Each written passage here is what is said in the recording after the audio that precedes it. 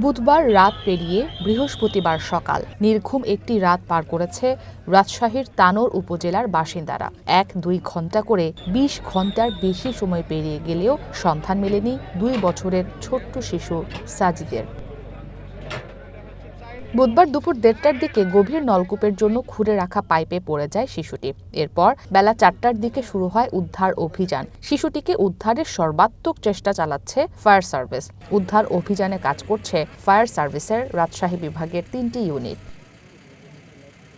Fire service জানায় ৮ ইঞ্চি ব্যাসার্ধের যে গর্তে শিশুটি পড়ে গেছে তার পাশে বড় গর্ত খুঁড়ে সেখান থেকে সুড়ঙ্গ পথে তার কাছাকাছি যাওয়ার চেষ্টা করা হচ্ছে। অবস্থান শনাক্তে ব্যবহার করা হচ্ছে বিশেষ ক্যামেরা, কিন্তু ৩৫ ফুট যাওয়ার পর ক্যামেরা আটকে যায়। এই সময় পর্যন্ত তার সন্ধান পাওয়া যায়নি। তবে তাকে উদ্ধারে নানা রকম প্রচেষ্টা চলছে। অব্যাহত রয়েছে অক্সিজেন সরবরাহ।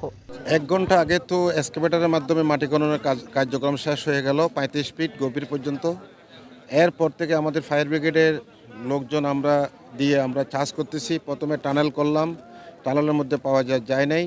তারপর টানেল থেকে উপরে ৩৫ ফিট আমরা ফাইভটা আমরা চেকিং করতেছি ওখানে কোনো ভিকটিম কোনো আটকা পড়ে আছে কিনা।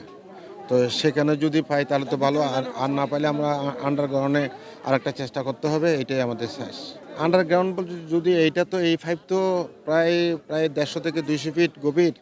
তা আমরা আরও আন্ডারগ্রাউন্ডে ৩০-৩৫ ফিট আমরা চেক করতে পারবো। তবে ওই আন্ডারগ্রাউন্ডে যদি যাই আমরা কিন্তু ওই চেকের মধ্যে কিন্তু ভিকটিম আমরা জীবিত পাবো বলে আশা করি না। যদি ভিকটিম যদি একেবারে ১০০ ফিট নিচেই যদি চলে যায় তাহলে এটা তো আর সম্ভব না।